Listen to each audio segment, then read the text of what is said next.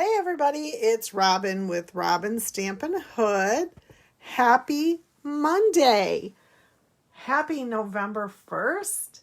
Gosh, that just seems really weird, doesn't it?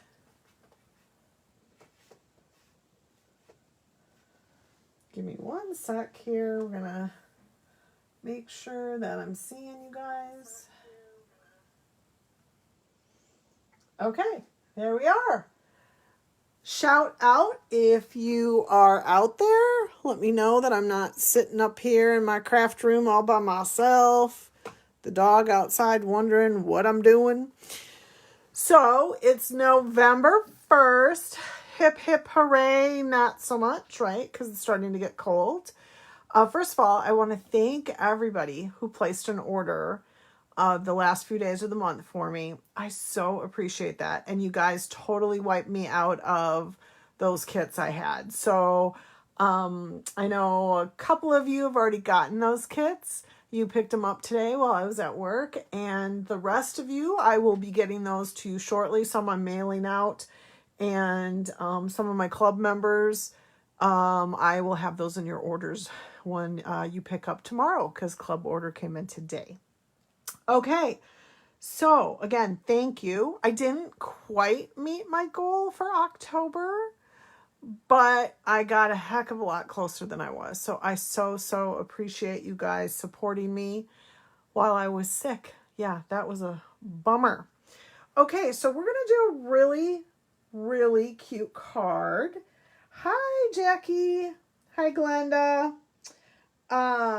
Okay, so let's get started. What to do with scraps. Oh my gosh. You all have them, right? So these are scraps that I have left over from my last month's Christmas Stamp-A-Stack number 3. Let's see if I'm smart enough to be able to find those cards, and I'll show you what they look like.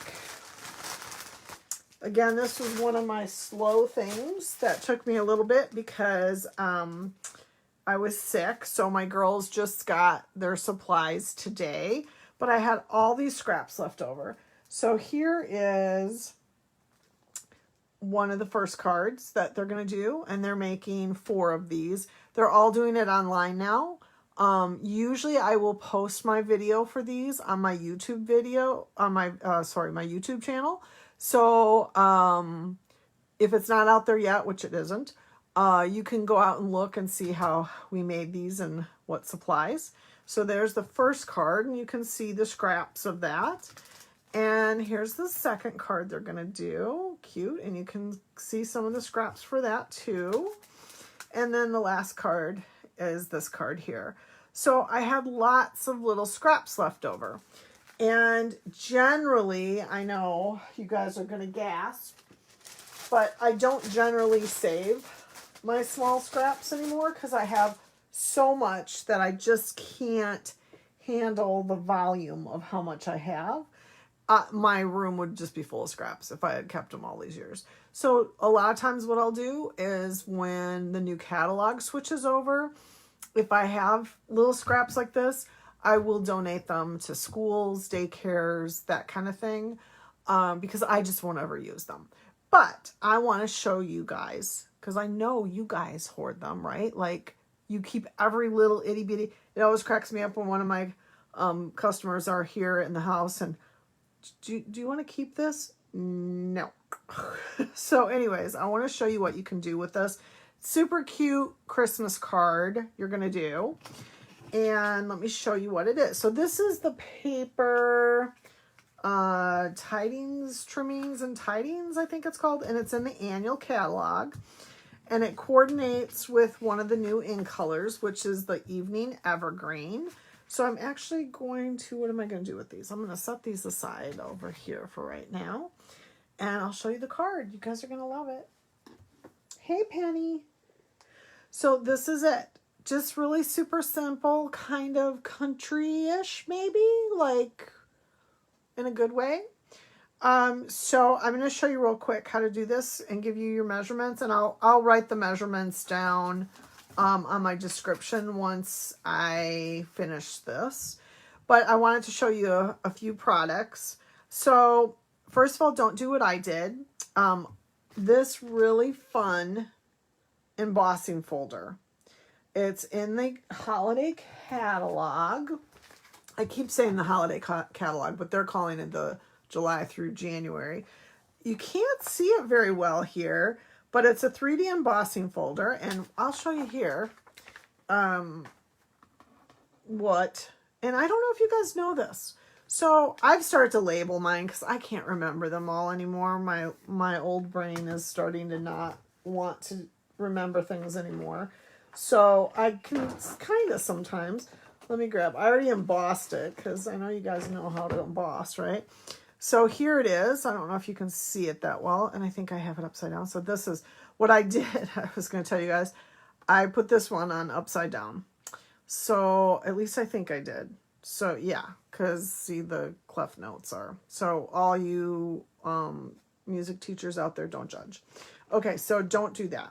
But I want to show you something that you might not be aware of.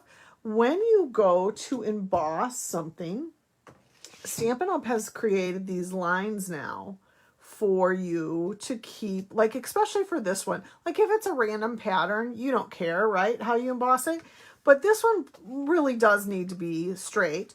So when you put your card stock in there, see you can line up, get my fingers out of there, you can line up this line right here with the bottom of your card stock, and you pretty much are guaranteed that you'll have a nice straight image. So if you didn't know that, I know I've told you that before, but sometimes we forget things. But there you go. Hey, Michelle. So that's what that line is for, is to help you. But this, I love this folder. I think somebody told me this music, like a music teacher told me that this music was Joy to the World, maybe? I could be wrong, but if you guys know, shout out what it is, because I'm not 100% sure. So, okay, so back to our scraps. So we have these scraps, and what I did is I cut a bunch of them to a 1/2 inch. Okay, so like that's a 1/2 inch, right?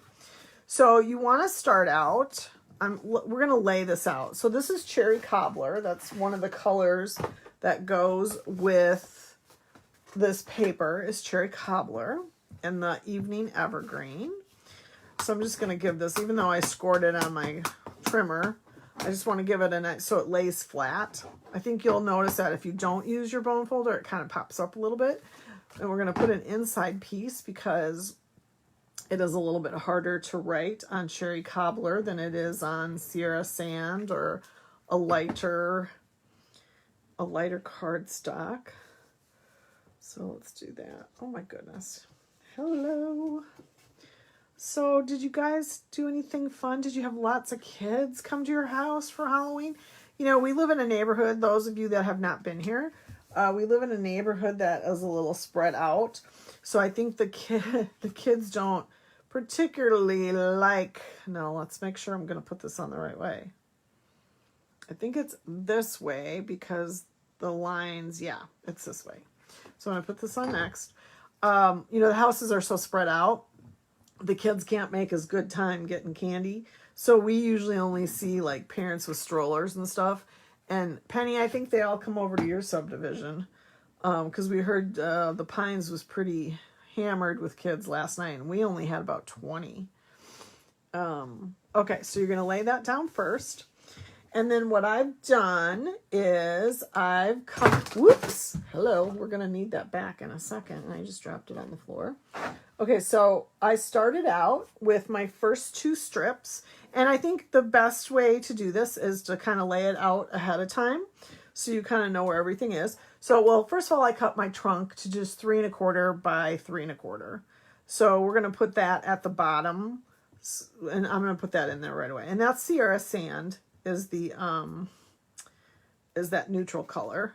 You know, it's not the prettiest color, but I noticed with Sierra Sand what happens is it kind of picks up the colors of the other cardstock that you have like surrounding it. Like it, like look at it, almost turns into that green. you know, like the, not that green, but you know what I mean? Like it has that tone to it. So the first thing I want to do is I'm going to lay my first strip, which again, these are all a 1/2 inch. So these first 2 strips are 3 inches. And I'm just going to kind of, I'm going to actually do this a little backwards from the way my little sample is.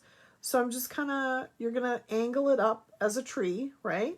And then my next, so that's 3 inches. The next one is 2 3/4. So you're just kind of laying it like that. And you'll need 2 of the 3 inch, 2 of the 2 3/4 inch. I gotta find my other one here. Here it is. And then the next size, because so you're, you know, slowly narrowing into a tree, right? And then your next size is going to be 2 1/4. So a little bit, I'm taking a 1/2 inch off right away. Oops. I'm going to do that. And that. So I just want you to lay it out at first so you can kind of see how it works. And then the last piece, you only need 1, and it's 1 1/4 by a 1/2 inch. And then I'm just going to lay it like that. So kind of the, you know, flat. I suppose you could do something, but because we're putting the star up there, I don't think you need to do that. So you can see how, and I did it the opposite way on my sample. So you can do it any way your heart desires. So we'll just put this together real quick and then we'll finish it off. And I'll show you what I did for finishing it off. So pretty easy. So no one's telling me about their neighborhood in Halloween last night. Edwin usually sits out there with our fire pit, but it was a little nippy last night. And I didn't go out there at all. I'm going on my annual trip tomorrow and was doing lots of laundry and trying to get ready for that. And I'm feeling 100% better. I still have a little bit of cough, but I think I'm okay.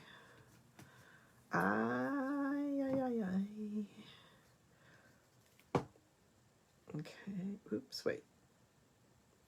That way. I tried to lay it the other way. Okay. And one more.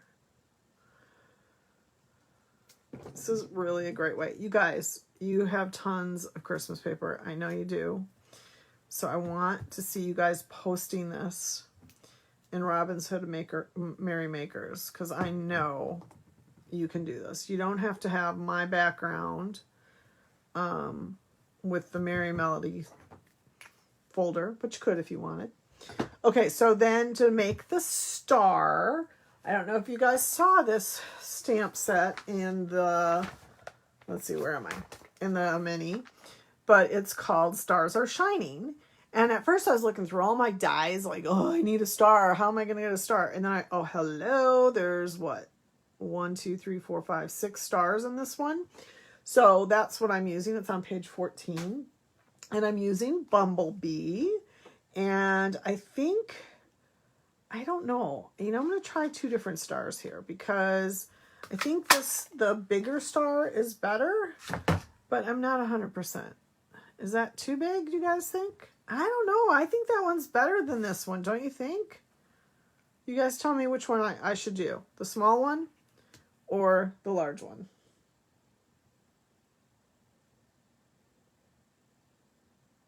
I'm waiting. Tell me, tell me, tell me. I know you guys are a little bit delayed. While you're deciding, should I do big or small? I'm going to get what I dropped on the floor.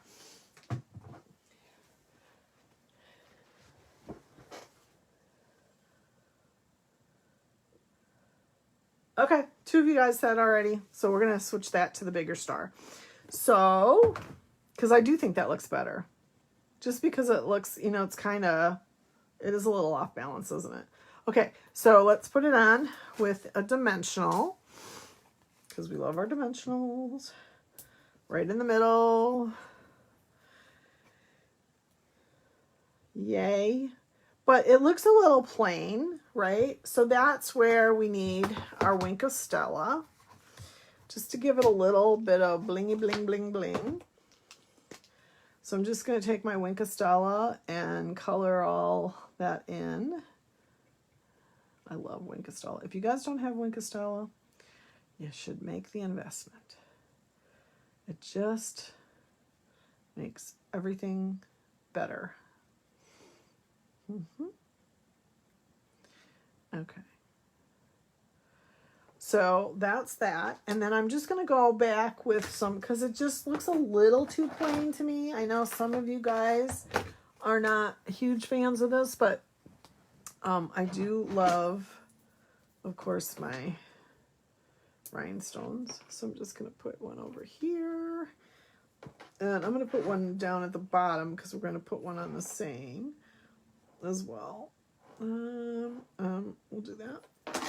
Okay, and then what I did is part of this set that's with the star punch has these fun sayings. So I thought, well, be merry and bright because the bright star and all that. So we're going to use that with this piece of Sierra sand. And I just cut that to a 1/2 inch as well. And we're going to use the Evening Evergreen. And this is an in color, if I didn't already say that, which I think I did.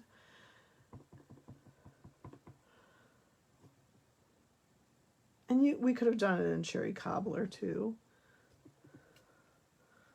Perfect. And then I'm going to take one of these bigger rhinestones and just put it next to the B. Because again, we need a little blingy bling. I'm just going to snip that off. Oops, it's a little crooked. It's a little crooked. Don't tell anybody. Okay. And I'm going to snip, that's a little too long. So then I'm just going to create a tail. You guys, I'm telling you, I want to see what you do with your scraps. I think there's so many different color combos out there with all the different beautiful designer paper. Just throw that right on the floor, Robin. Okay. Let's see. And then I'm going to just pop it up with the dimensionals. Easy peasy, lemon squeezy. Right? Right. Right. Okay, everybody likes the large better. See, I think this works better because I had my paper going another way. So I think if I put this right like this, there. So look at you guys. How easy and fun are those? Super easy to use up your scraps. It really didn't take me that long to put them together. And like I said, after I'm done, I will put in the comments what the measurements are. Like I said, they're all cut to 1/2 inch except for the trunks, 3 1/4 by 3 1/4. And there you go. And you have a really easy Christmas card. No problems. And you could do anything right here. It wouldn't matter. So, new month, new hostess code. So if you want to do some shopping, feel free. And hopefully you will see me next Monday. I'm not 100% sure because I still will be gone, but I'm going to try to pull something together before I leave to bring with me. And that's it, you guys. Thanks for stopping by. Have a great week, and I hope all of you are healthy and happy stamping.